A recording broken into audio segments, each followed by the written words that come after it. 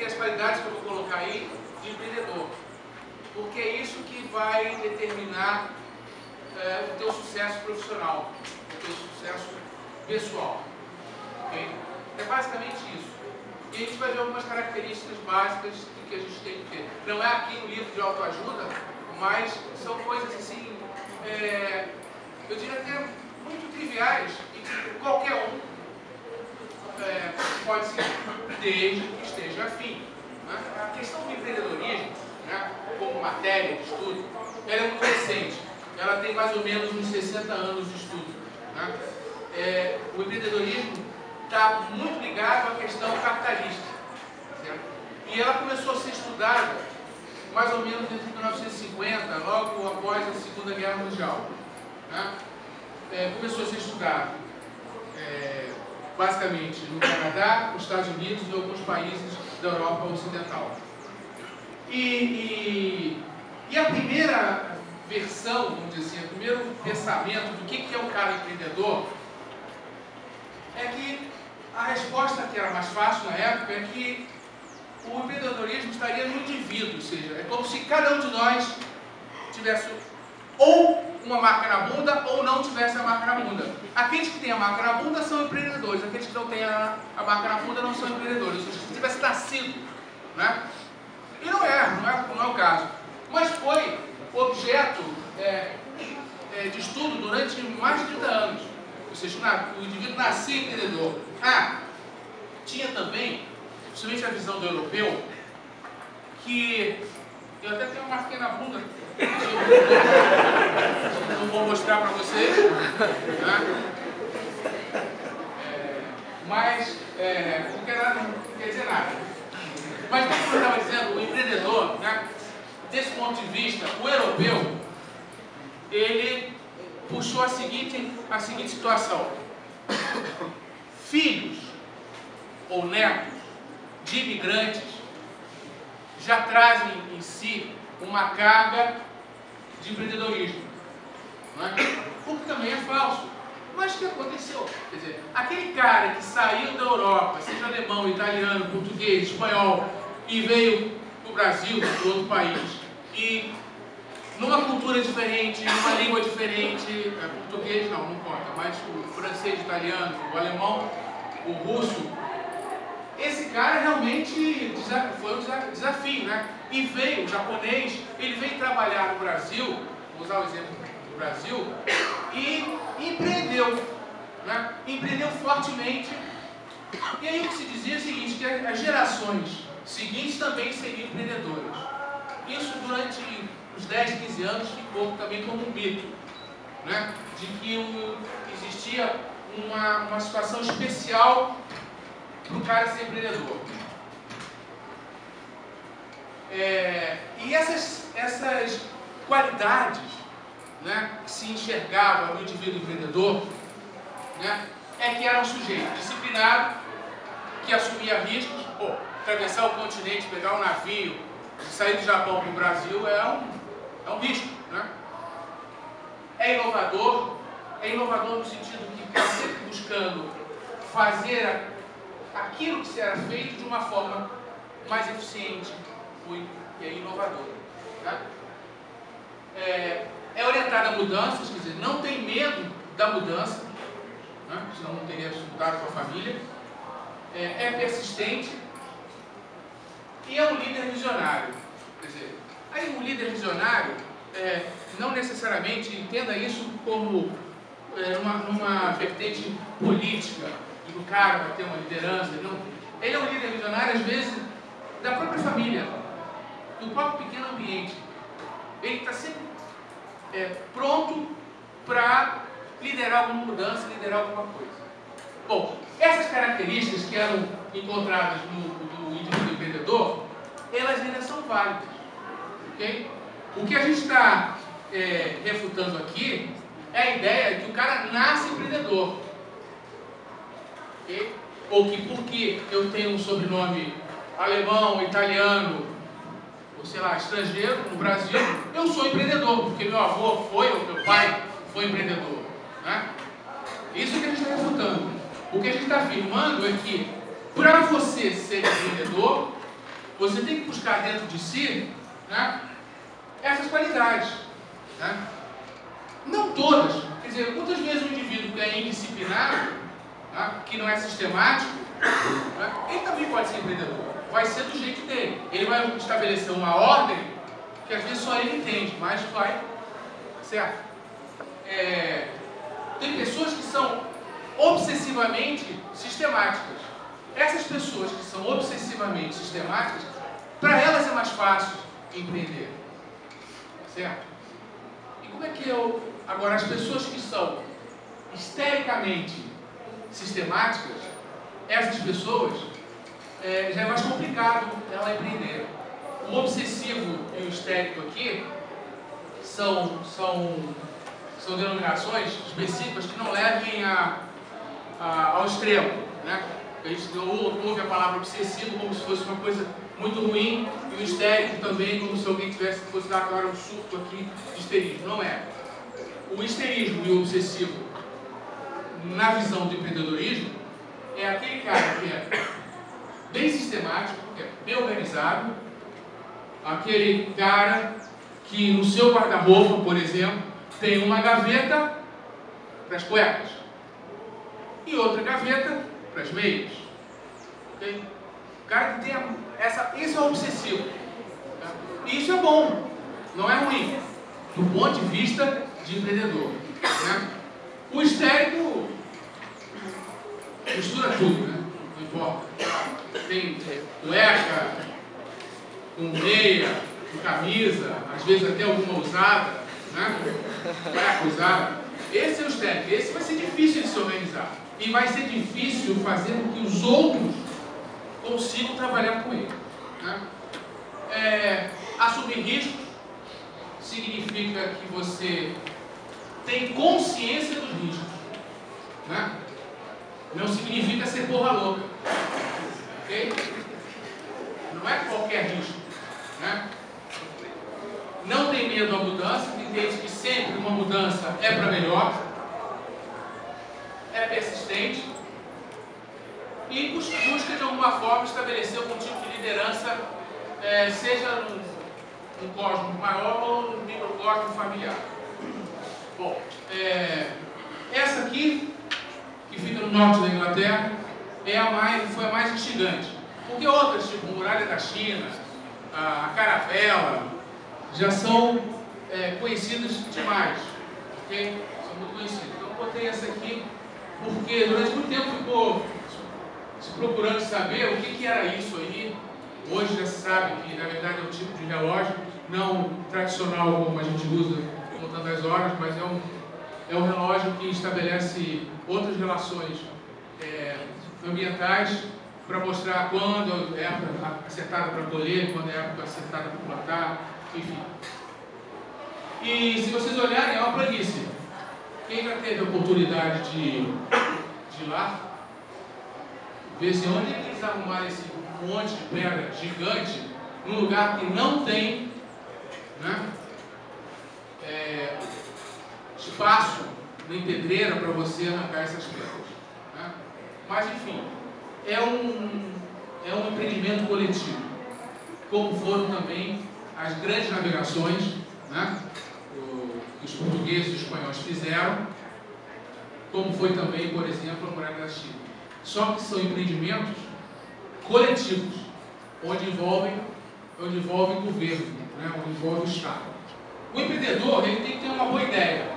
Né? Agora, não basta ter uma boa ideia. Ok? Além da boa ideia, você tem que partir para a realização da ideia. E aí que você se transforma no líder. Né? Se você tem a ideia e você quer materializar essa ideia, né, implementar a sua ideia, já é um bom passo. Né? Muitas pessoas ficam só na questão da ideia.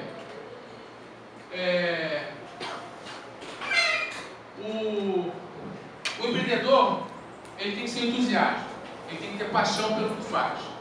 Teve uma boa ideia, se convenceu de que aquilo vai dar certo e vai brigar por isso.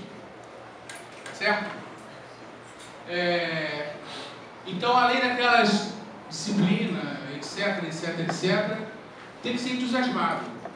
Um cara desanimado, permanentemente desanimado, não dá, ok? Impossível. O empreendedor, ele enxerga as diversas alternativas,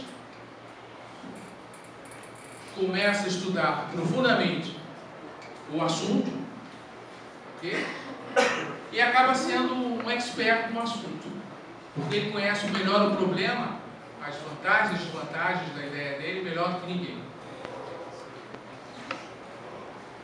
Ele é tenaz, ele acredita na sua própria capacidade, ou seja, ele tem elevada autoestima, sem ser naturalmente um chato, porque quem tem autoestima demais é muito chato, é impossível ficar do lado. Né? E principalmente, ele não teme fracasso. Uma questão muito comum na cultura latina, né, nos povos latinos, é que o fracasso é visto sempre como uma derrota. Né? Diferentemente de outras culturas, principalmente dos anglo-saxões, e algumas culturas, inclusive, principalmente algumas orientais, o fracasso é tão impactante que as pessoas pensam em até ainda acaba a vida. Né? O anglo-saxão, ele consegue enxergar o fracasso como uma experiência positiva. Okay? Ou seja, aquele ditado, você às vezes aprende muito mais num fracasso do que numa vitória. Né? Funciona assim. E a gente concorda com isso. Né? O fracasso ele é uma experiência que não deu certo e o importante é você aprender o que não deu certo e consertar. Né? Porque às vezes você tem uma vitória, um sucesso, e o sucesso foi de repente oportunista e você não percebe exatamente a situação. O empreendedor nunca se acha uma vítima. Okay? Não fica, meu Deus, o que aconteceu? Isso só acontece comigo. Isso. Não existe isso. Okay? Isso não tem porquê isso. Tá? Não pode ficar reclamando. Você tem que agir para modificar a realidade. O síndrome é dependente da geração do trabalho. Agora aqui um parêntese. Quando se fala em empreendedorismo, não é que você tem que ser patrão de você mesmo. Não significa que todo mundo vai abrir uma quitanda e vai ser patrão e eu sou empreendedor. Não.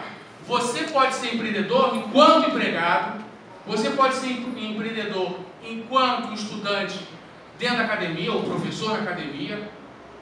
O fato de você ser empreendedor, não necessariamente você precisa ser patrão. Ok?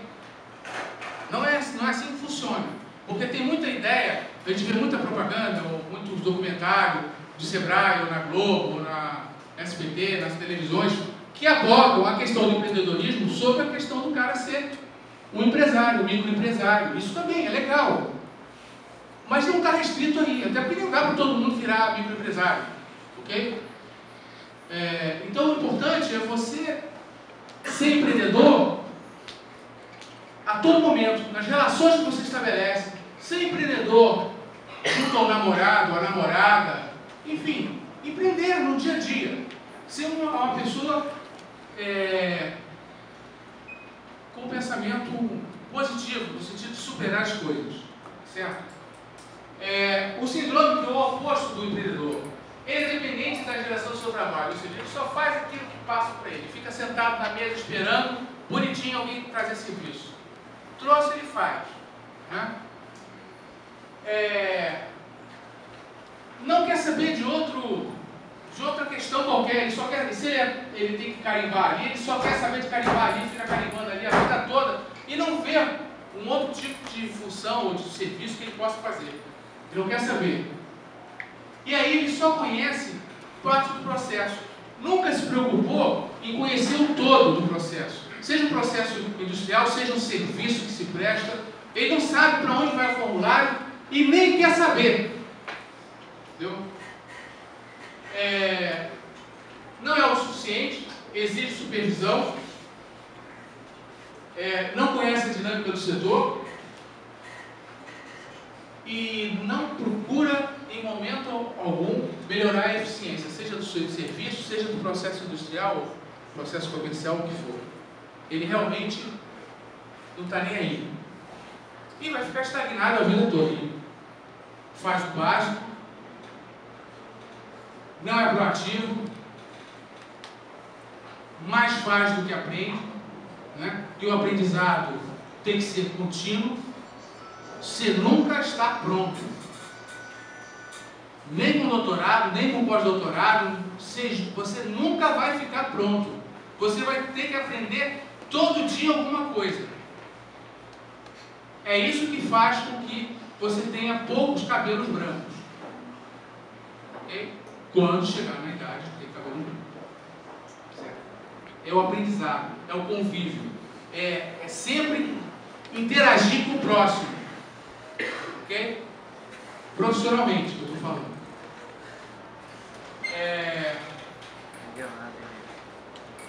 Ele não se preocupa em formar sua rede de relacionamento. A coisa mais importante, principalmente para nós que somos de tecnologia, é ter uma rede de relacionamento profissional. Eu não conheço nada de Java. Mentira, mas faz de conta. Não conheço nada de Java, mas eu sei que ele conhece. Então, se sofreu alguma demanda desse tipo, eu vou chamar o cara.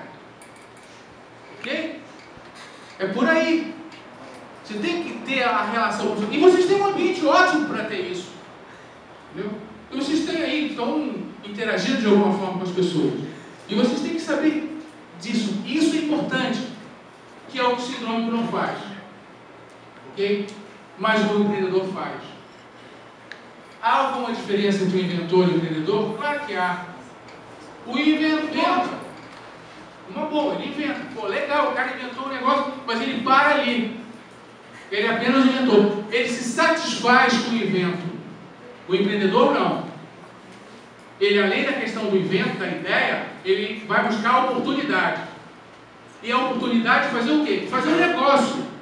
Não vamos esquecer que nós estamos no sistema capitalista. O empreendedorismo está ligado de forma umbilical com o capitalismo. Okay? Então, na verdade, você está tendo uma boa ideia e você vai buscar oportunidade para que essa ideia se materialize e vai fazer o quê? Ganhar muito dinheiro. Não é? Se for o caso, está dentro da empresa, vou empreender para o quê? Para melhorar meu nível, que vai, certamente, meu nível hierárquico vai fazer o quê? Um reflexo aonde? No meu rolerite, no final do mês. Não faz-me rir, né? O dinheiro que eu recebo, que ajuda a pagar as contas.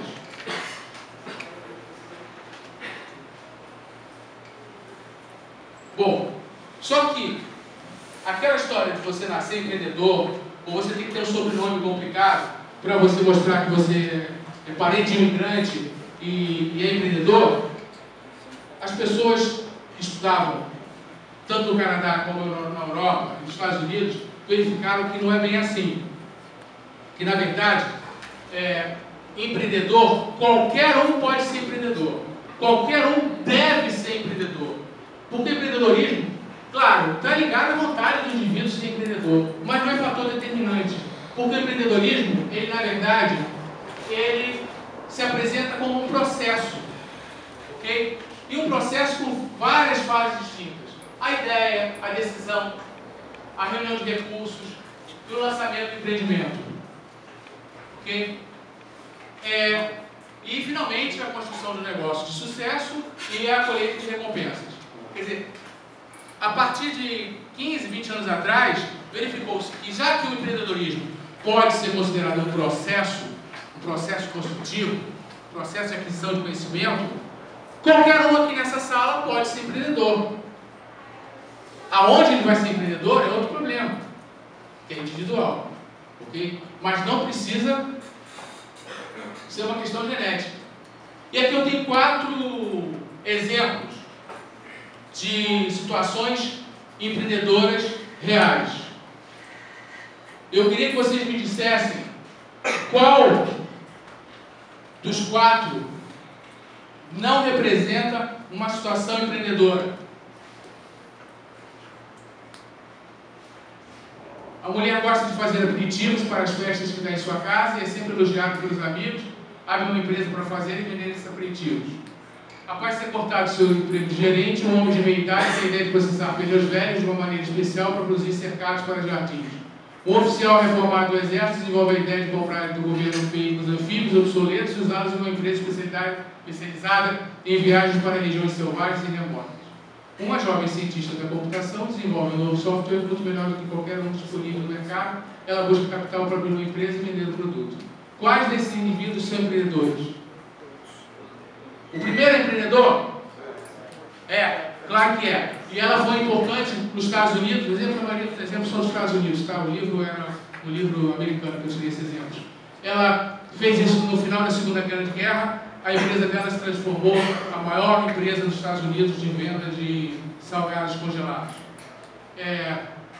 O segundo, também nos Estados Unidos, a pessoa fazia aqueles cercados de jardim, fica bem pneu, assim, eu acho horrível aquilo, mas tudo bem. E era pintado com tinta, uma tinta epóxi, né? E servia para fazer divisão de canteiros, enfim.